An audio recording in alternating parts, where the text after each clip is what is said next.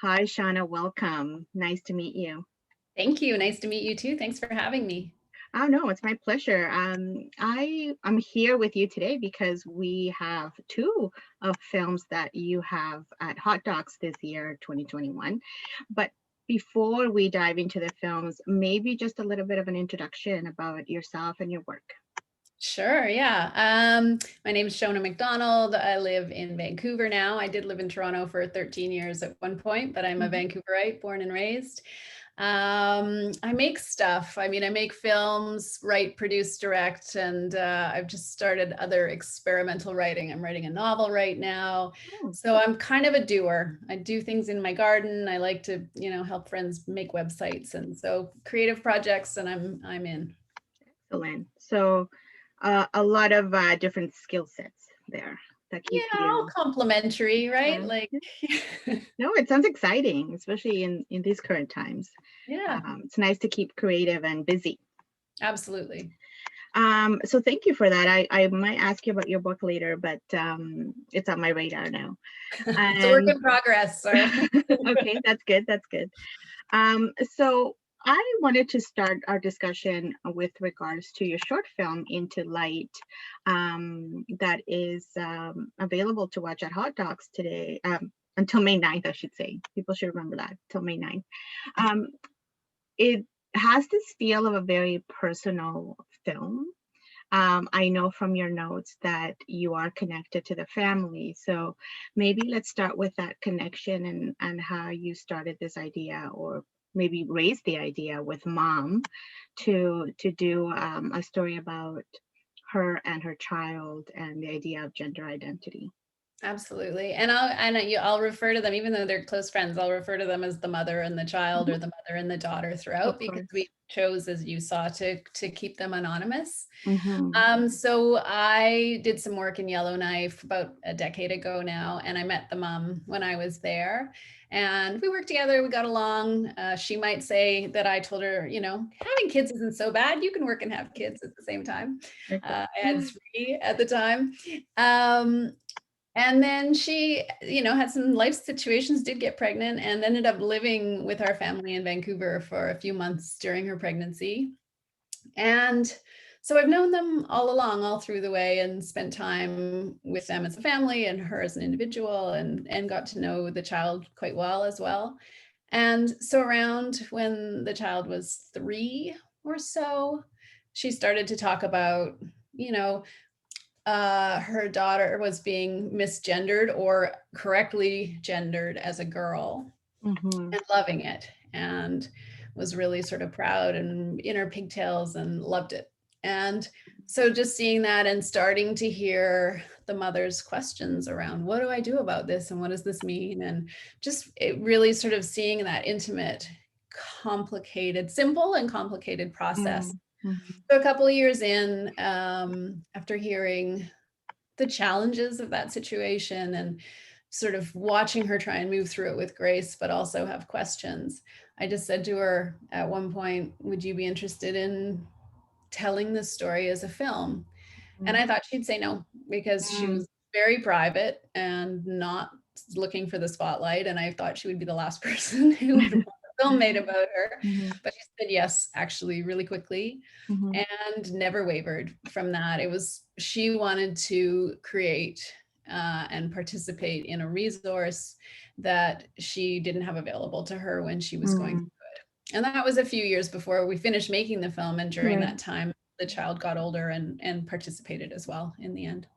Yeah, it's so really lovely to watch. I actually was I surprised myself because I watched both of your films back to back and I had no idea. Like I didn't really read about them before I watched them. I just screened them and I thought, oh wow, two different but really interesting films. And Into the Light I found quite moving, but I also from the perspective that I felt you took care of the mom and the child in their anonymity or privacy.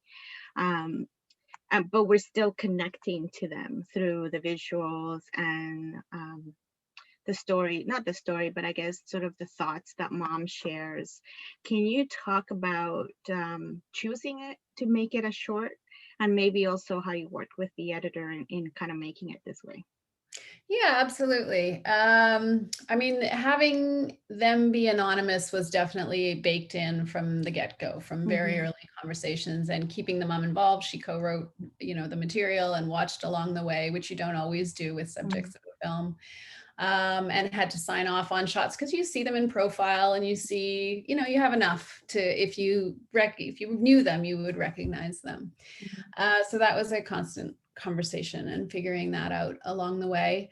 The landscape obviously plays a big part in terms of how we tell that story as well. And then I had done a pre-interview when I was doing development with the mom to sort of get a sense of what that narrative story was, and was constantly thinking about how are we going to maintain the anonymity and connect to them, as you suggest.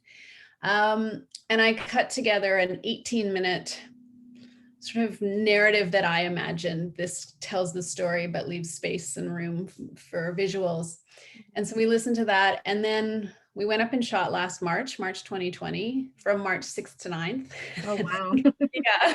And I got back and everything was shut down. And we planned to go back up in the summer and shoot more. And when it didn't look like COVID was going to go away or slow, I just asked Terry, the producer at the NFB, if we could see what we could do with what we had. Like, what visuals do we have? And so we hired an editor who I've never met in person. And she is Canadian, but was working in San Francisco. And we gave her the 18 minutes and said, here's the footage, and, watch and listen and get your impressions, and then start to build. So she sort of built, and we sent things back and forth and talked about ideas. Her name's Jocelyn Chaput, and she was fantastic. Like, it's very strange to have not met, and very intimate, but got the story. She loved the characters, as everybody who along the way really took care, I think, of them and of the story. So different process because of COVID, but it worked really well and gave everybody a lot of space and time to consider the story and listen and share and get feedback. So it was a good process. Wow, that sounds quite interesting, and also in a way maybe made it a different project from what could have been. Yeah. Right.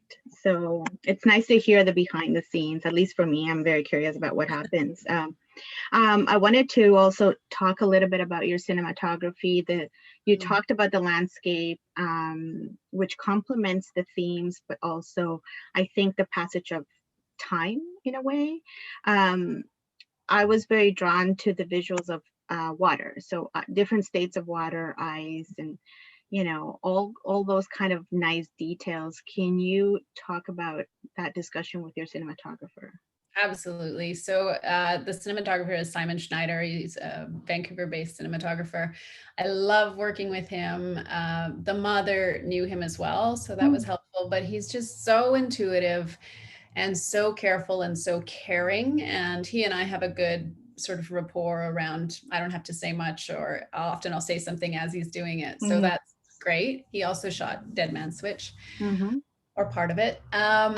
And his suggestion was to shoot it anamorphic, which so it's a more compressed frame. And, he was thinking it's more cinematic, which it is, but of course everyone's watching at home now. But the other thing that it achieves that he probably knows that I didn't is in having the anonymity of the characters in an anamorphic frame, because it's wider and sort of shorter, it preserves the anonymity without feeling like you're hiding something in a way, because you can't fit as much in the frame. And so you cut out parts naturally, which is really nice. And it also gives you a broader sense of landscape. So the landscape was also sort of part of the conversation from the get-go, part of the construction, just that idea of they live in a place where it is dark half the year, like it's dark a lot, and when it's cold, it's really cold, and light and shadow and the changing seasons being so significant, and it really tied into their story. So a lot of that was by design, and then Simon's work just elevated all of it. Yeah, no, it's really quite nice to see, and I agree that I think it would be even more stunning to see on a bigger screen because of the nature of the anamorphic work that he did. So I appreciate that. Thank you for sharing. I want to talk a little bit about the child, because as you said, you've known them for a while and you've seen her grow up and be so sure of herself, which I really, really like to see, because I think we forget how much children know about themselves, and Absolutely. this allowed her to actually explain to us how sure she is and confident. Can you talk about those moments with her? Yeah. I mean, I think what was amazing to me when I would tell people about the project and what we were doing, or having a friend going through this situation, people would say, how does a 3-year-old at that time, or 4-year-old know? How Mhm. can a 4-year-old know? That is not possible. And sort of the advantage to me in knowing the family and knowing the child from so young was I was like absolutely confident. Oh no, she knows. It Mhm. is so clear. Like there wasn't a question in my mind that she knew. And that doesn't mean that things couldn't ever change, but that she was, Mhm. whatever part of her brain was working on that seemed to be working. It was so important that she be recognized, be seen for who she was. There's a story. One morning I was actually at their house, and I came into the kitchen and I said, "Good morning, Senorita." Mhm. And everything went really quiet. I don't know, she was probably about 4 or 5. Mhm. And there was this, you can feel this sudden tension. And what had happened is that she didn't understand what I was calling her. Right. But Right. she didn't understand how I was identifying her. And, her mom kind of picked up on it and said, "Oh no, the senorita means," but Mhm. so it was interesting, like the high functioning, the high frequency of attunement to gender and really being recognized was so present. And that makes it easier to tell the story because she was so Mhm. clear. Yeah, I think so, and I think it's interesting to watch this young generation, kind of grow up, perhaps a little bit more sure of themselves than maybe we were. I feel like Absolutely. I'm of two generations sometimes, so I appreciated that, but I also appreciated the reminders that she's still a child, like watching her, I think was drawing or doing some artwork, but eloquently describing how she sees herself and feels about herself. I appreciated those moments. Yeah, and also, I mean, I asked her a lot of questions. You do as a filmmaker, interviewer, as you know, Mm, you sort of figure out different ways. You try and not try and get someone to say something, but explore things mhm, uh, to pull out different thoughts. And there was, this track of questions that no matter how I asked or what I asked, mm, um, her thoughts on the matter, she really just kept saying the same thing to me, which is parents need to let their children be who they are on the inside. mhm. It was that simple. It was that simple. And it was that simple every time. Like I wasn't getting it. But this is the message and this is all you Yeah, need to know. And I was like, it is that simple. right. Which makes sense because in her mind, it is what it is.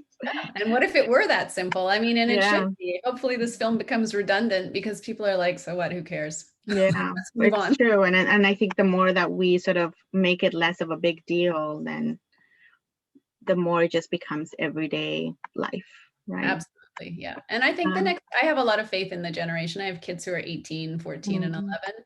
And I have a great deal of faith in the conversations they're having or not needing to have around gender mhm, representation. I mean, it does feel like from when I was a kid, and we weren't talking about it because we didn't know that we were supposed to be talking about it or not mm, talking about it, but it wasn't as present in our world.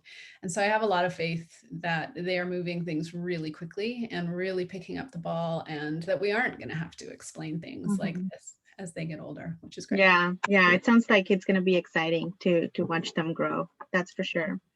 Um, Out of curiosity, has the family seen the film? What was their reaction? Yeah, they saw the film along the way and then watched Hmm. the final. It was really important that they like the film and they feel comfortable with the film because Mm, even though they're anonymous, it's just so personal for them and will be with them. Um, so yeah, they were involved all along. And apparently, when the child watched the film the first time, she said to her mom, "I'm so sorry that you had to go through that by yourself." Oh, wow. Yeah, How thoughtful yeah, and so grown up. so grown up and interesting, right? To be able to see that side of it, but Yeah. they're happy with Yeah. the project. So Well, no, that's great. But I mean, I guess it also goes to show how close they are too, because they live together and that is that experience, yeah. they've had to go through. But it is really thoughtful that she picked up on that from her mom. Yeah. Um, so before I move on to the next film, I just wonder, after Hot Dogs, will we be able to have access to the film? Like, are there any plans? Mhm. Well, so Hot Docs finishes on Monday, I think Sunday or Monday, and then DOXA, which is the Vancouver-based documentary festival, starts today, and Nice. it also has both films. So they are available until the 16th of May. So Hot Docs now, and then DOXA, which is doxa.ca, has them both. And if you're in Vancouver, we can talk about Deadman's Switch, but Mhm. they're doing a drive-in and Deadman's Switch will be at the drive-in. So Awesome. that's kind of fun. But And and then after that, the NFB has Into Light, and they've got a whole team of people, and they'll definitely make it accessible and available. So that's great. I like to see these films have a future outside yeah, the festival circuit. And for Doxa, that's also Canada wide, I think. it is. Yeah, Okay, so I'll be sure to add that in the description of our excellent. Thanks. video. But so that's good to know. So you mentioned Deadman's Switch, a cryptocurrency mystery. Yeah. And I've been thinking a lot about this because I know of cryptocurrency. I don't partake in it, but it's a completely different vibe in terms of the film and the theme. And I'm just more curious about um, how it came to you. I know you did some research and decided to go with the film, which I find an interesting story. So maybe start with that. Yeah. I mean, I feel like all films kind of come to me as opposed to me seeking them out. Usually the ones you seek Mm. out seem to be really hard to finish, but I had a sort of not passing because I'm still curious, but was, cryptocurrency in 2017 was sort of like, what is it? How does it work? How do you do it? So I'd sort of just started to read about it and explore the basics, and ended up saying to a broadcaster, you must have a film about cryptocurrency, actually with no intention. Like, I did not think that I was going to be making a film about cryptocurrency. And she was like, okay, yeah, go and find a story. And that was 2017. So I really did, because when you make a film, you're looking at 2-3 years. You have to find something you can live with for 2 or 3 Mm. years that has enough interest, enough intrigue, enough for me as a filmmaker and for an audience. And I mean, there were a few things that I pursued where I was like, oh, that'll be interesting. It didn't work out. And so I was quite actually ready to not do a film about cryptocurrency. I thought, no, I haven't found anything that sparks my interest enough. And then I saw the notice go up on the Quadriga site, and I just had this feeling that I've had other times before. And I was like, oh, this is why I am in this process and in this track, and this is the story I'm supposed to tell. So here we go. And so the research began, and we were off. Interesting, because it kind of just unfolded so quickly after that notice went up, from what we see in the film. So I'm curious about how I understand from your notes you had to figure out, okay, who's going to help you tell the story, and I'm curious about how you decided, who would be appropriate, not just the creditors or talking heads about cryptocurrency, because you have a wide variety of speakers. Yeah, it's true. I tend to believe, like films find me, that you then find both the people that you need to help tell the story. And so we put out a lot of feelers and watched stuff and read who was writing about it. And we looked very hard to find friends and family of Gerald, people who had worked at Quadriga. Obviously, I tried to reach out to his wife. I really would have liked to have her perspective.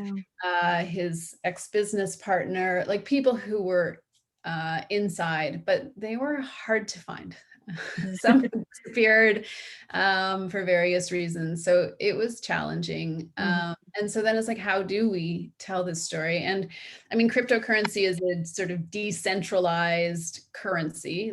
And so we're like, well, let's look at a decentralized story where people contribute pieces of it. So, I mean, you see that in the film, we visually try and sort of portray this decentralized network of storytellers. But you had to hear from someone who had lost money and see the significance of that. Because even though it's a really interesting story with lots of intrigue and lots of rabbit holes, it's a story about real people and real loss. For some people, really significant loss, whether your life savings was $5,000 or, $1 million. There were people who lost a lot, and Gerald's wife lost her husband and his family lost their son. So balancing the weight of capturing as sort of many elements while at the same time talking about and giving information about cryptocurrency for those who know nothing about it. And, so it was a lot to figure out how to tell. And then we also, as you know, used animation and motion graphics and recreation. So I think it potentially could have been quite messy. We did our best to keep all the threads. I can understand that too, because just from the viewer's perspective, I also think it works, like the mix of elements that you have, because oftentimes documentaries have been about talking heads and people sort of giving information, but when it comes to things that are sometimes hard to absorb, like terminology or even with science, I see it too. I find animation really kind of helps you understand a little bit better. I was curious about the idea of needing recreations as well. Can you talk about that part of the process? Yeah, I mean, I think that might be the most controversial sort of choice that we made. I think partly because some of it is so unbelievable, and that's a bit what we did in the recreations, was sort of stretch a bit beyond their imaginings in some ways of what was. And so when I put the rough cut out, both to the broadcaster and the executive producer, there were people who were like, you need to identify that recreations as recreations. So we decided to create a channel that sort of streamlined with the film that tells you that. And I've read critiques that maybe it tells you that too much, but we didn't want to feel like we were tricking anybody with them. So yeah, it was just another element. I mean, how do you show a lavish lifestyle? We could have done more animations, but it felt like it needed something a little bit different. Yeah, and I also think that even though you've created this sort of other channel within the film, we're used to that now. I mean, especially now through COVID with 24-hour news, not just on television, but we have it on our phones and we have it on our iPads and, or tablets. So I feel like a lot of us are used to that kind of mix of information. And I find that is what I got from the visuals of the film, that it's giving me all these different ways of absorbing or communicating information, I guess is what I'm trying to say. Yeah, and I mean, we got a pretty good double to play Jerry, so which is good. What's kind of what you want to do, but we also used footage of Jerry from his YouTube channel, and which for me is important because I think it really humanizes him and makes him real and fun, and so it kind of creates a disconnect of this bad guy or someone who's stolen all this money, where you see him and you're like, oh, so I think it complicates things maybe for a viewer, but needing to set those apart from what we had created was important. Yeah, but I also think it's important for the viewer to see, like you said, the human side of the story. I mean, it kind of seems unreal when you read about it, that this person, is he really dead? What happened to the money? Like all these questions, right? And I understand why that is so I guess, provocative, that you want to know more. But like you said, there's a lot of people behind this that have been affected one way or the other. And that's sort of, I think, the message of the film at the end of the day. Yeah. Yeah. And be careful what you put your money into, right? And we say that, and it's so easy to say, oh, I would never get caught up in that situation. But I don't know. I don't know that most of us can be that confident. I mean, I would say I have money sitting in PayPal from various little things. I don't know who runs PayPal. I haven't done my due diligence on that company. I just trust that it's been put up and therefore my money's safe just sitting there somewhere out.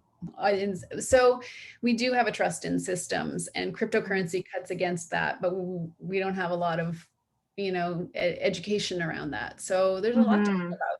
Yeah, definitely. I think that's what I was sitting with for a while after watching the film, because it's I can see the appeal of it in terms of, maybe saving a little bit extra for a rainy day, not putting all your life savings, but why not? It's like the new thing. And we know we have these non-fungible tokens that artists are using now. So I'm trying to keep up with the lingo, but it really is kind of a lot to keep track of these days. Yeah, because a lot of it's like, well, what is it? Like, what do you get? And cryptocurrency isn't just one thing. So there's Bitcoin is one thing, but cryptocurrency, there's thousands and thousands. And there's people who are investing in it for the investment to make money or to watch their money grow. I was talking to someone this morning who's like, oh, I had a whole bunch of Dogecoin, which was started as a joke. You could have bought that for 5 cents at the beginning of the year, and now it's 69 cents. So you can imagine the exponential growth. People became millionaires over this joke coin. But then there's other people who really believe in the technology. A lot of these coins and tokens are based on the blockchain to do something and to make a difference, to make contracts easier, to make, figuring out your health and identity easier. Like, there is a practical function, but not for all of the thousands of them. So it's it's a deep dive. It is. Well, I mean, is this part of the deep dive program at Hot Dogs? I'm not sure, because it should be. Oh, that's a good question. No, it's part of the systems down. Right. But that's what I'm saying. It fits in a lot of different places, because just as you're saying about, the blockchains and accessibility, it opens up this other, I guess, moral questions or dilemmas about, money and what the value we placed on currencies, all kinds of currencies. So yeah, it's definitely a pretty interesting topic, aside from the human aspect of Quadriga and their the people that were affected by that. Absolutely. And on that front, we don't tackle this in the film, but there's an environmental cost to Bitcoin and cryptocurrency that is significant. There's also a moral cost that maybe the film touches on, but there is a dark side to how cryptocurrency and Bitcoin are being used on the black market and on Silk Road when it was up, and the nefarious activities that, are not fantastic. So there's a lot of places we didn't go, because you can only do so much in a film, but it's a complicated world. Yeah, it's also because it's somewhat in its infancy also. And but if anything, this film, I think, is a good starter for people who are like, oh, they're curious about what happened in terms of the human story, but then maybe learned a little bit about this new currency. I'm curious about, I like the music in the film, because it also kind of matches the themes that you're trying to go after, and there's a couple of songs that stuck out to me. What did I write? There was something about one of the 90s songs, or maybe because they're 90s songs and they were pretty money talks, I think is money talks. Yeah, we use money. So I was just curious more in terms of, how did you decide music to complement it without taking too much away from? Well, there's a few things. So the first song the editor came up with, I'm trying to remember the artist's name, but so the first song that opens in the opening credits sequence, that was hers. She loved it from the get-go. So we got that, which was great. And then I hired a composer who'd been recommended to me, named Daniel Ross, and he's Vancouver based. And he was just so passionate and so into it and so willing to try things and look at stuff and find stuff. Dirty Cash went along. We tried to get another song that was way too expensive, so that sort of fit in there for us.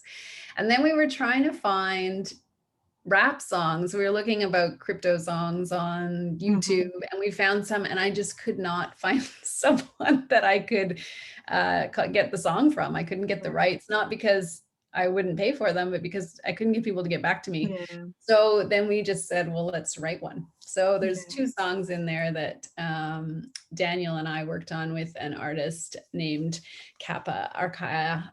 And funnily, I just got it actually. We just put it up on YouTube, but we just made a music video for one of them. Oh, cool. Crypto making me millions. So I'll send it to you. It's kind of fun. We're like, let's make a music video. So But yeah, it's interesting how one thing creates other things in terms absolutely. of art here, which is kind of interesting. I would never have guessed that. Yeah, I know. And then at the end, there's a song called "Gone with the Money" that that Daniel had written already. He had already written that song, not for this project. And he's like, I have a song, so we put that in. So it was fun. I am a music loser, so it was not me. I just hope for the best and trust my gut and surround myself with good people. But like you said earlier, it sounds like, people come to you, stories come to you, and things kind of align naturally. And I'm mindful of other things I want to talk about. So I wanted to maybe discuss the process of the post-production process, because I understand that COVID also had something to do with this film, like your last one. What was that like? So again, we had shoots lined up in April in New York, Toronto, Montreal. I wanted to explore how we get sort of sucked into these things. And so I had some people lined up, but we didn't do those trips. And like the other film, I was like, let's see what we can do. I had my editor who'd blocked off time. So we started to put it together. And I have to say, COVID was hard on the brain a little bit. And so we brought in a story editor, Marlene Rogers, who was fantastic. And so so we started to carve out, it was a very complex process of everyone looking at footage and transcripts and starting to build sections and looking at how they might go together. And I didn't stay out of that process, but I sort of stepped back to try and maintain some perspective and weighed in. We had meetings, but I kind of let them get started, knowing that I would come in sort of more heavily later. So they did a great job, Ness and Marlene, working together. And at the same time, I'd connected Simon, the DP, and then ended up my good friend and colleague, Monica Gadat in Toronto, had shot some of the pre-interviews, but with COVID, we needed to shoot more. So she did that in Toronto for us. And then I had a team in India shoot, and I had a team in LA shoot. So it was a lot. And then Brendan Cave at Peak Media in Vancouver did all the motion graphics, and there's tons of them, and he did them single-handedly. And so Ness had created this massive spreadsheet with each graphic and animated element with its own number, and the back and forths around that were very intense. And we had lists of what had been done and what hadn't been done and what had to be upgraded. And, truth be told, at 34 minutes, we've spelled San Francisco wrong because no one caught it. So, I mean, it was just plowing through and putting them in as we got them and trusting it was going to come together. And, Brendan created the facial recognition stuff, brought a ton to the table. And what I knew going in was that if you're going to make a tech film right now, it has to look good. I mean, the graphics have to be great. So, but I think, to the point of the right people coming along, but also stepping back and getting out of the way and letting the people who know how to do stuff do it. So it was really collaborative and really a positive experience, even though we never got together. Right. Yeah. And it's interesting because you're not the only filmmaker who I've spoken to that's kind of had to do it this way. And we're into the second year of the pandemic, so it is interesting, but it's also exciting to see that there's this collaboration and this sort of this need to keep going also, because it's sort of someone had written about the film and said, I don't know, they did a weird interview outside in a park, and it's like, yeah, have you heard of COVID? Yes, we did, because what were we going to do? So you do what you can. You have to be a little gentle these days on filmmakers. Yeah, but I also think this is why doing these conversations, because there's so much that I'm missing from the Q&A part of the festivals, right? So I have questions, other people probably have questions. So maybe some of this will be exciting and interesting for people to hear. And this is why the film looks the way it looks, or why it's this length and not the other length, or Yeah. And I keep learning a lot through documentaries, so I'm not complaining. Yeah, Good. you know. So you mentioned that this film is also a doxa Yeah. after hot dogs, and there is a drive-in event. There's a drive-in event next Thursday, so a week from now, May 13th at the PNE in Vancouver. The DOXA website has it up, but they're letting in 50 cars. They're doing about, I think, 6 films over 3 nights, and so it's a drive-in. So it'll be That's kind of fun. exciting. Yeah, Somewhere that's to go. exciting. Yeah, exactly. So, Yeah, and it would be nice to be able to experience that with an audience as well, which I yeah. think we're missing a little bit right now, or a lot in the case So of some look of at us. them through their glass of their cars, though. Yeah, So I know, but I think the feeling of community still permeates. absolutely. And somewhere to go, right? Yay, we get to go out. Absolutely, and hopefully the weather will be good, because that's, Yeah. we're finally getting some nice days here too in Ontario. Yeah, we've been pretty. I also it just like I asked about Into Light after the festival circuit. You said it's there's another is it going to be on television? I feel like I read It this will be on somewhere. television. Yeah. So I made the film with a documentary channel, CBC Mhm. documentary channel. And so they're doing a special program, which they did last year as well, to feature films that were at Hot Docs. Yes, yeah. So as of August, can't quote me on this 100%, but I think it's August 12th. I think this is the first film up, and they'll put it up on CBC Gem, CBC Mainnet, and the CBC Doc channel, and they'll have it there for a month. So Okay, it'll so be that's pretty exciting. accessible. Okay, great. Yeah, I remember seeing that last year, and it is kind of another way to remind us, oh, there's maybe I missed this doc. I should catch up on it now. So Yeah. we'll look out for it anyway. I'll mention summer. Thank you. I'll Yeah, come back summer to is it in good. summer. And then beyond that, I do have a distributor, so we're just waiting to hear back about where and how it will go internationally. Yeah, that would be interesting. I would like to find out what those reactions are like too. Yeah, it's true. Right, right. Okay, well, thank you so much, Charlotte. It's a pleasure. Thank you, Heidi. It was great to talk to you. Thanks for all the good questions. Oh, great. My pleasure. All right, I'll talk to you soon. All right. Bye. Bye.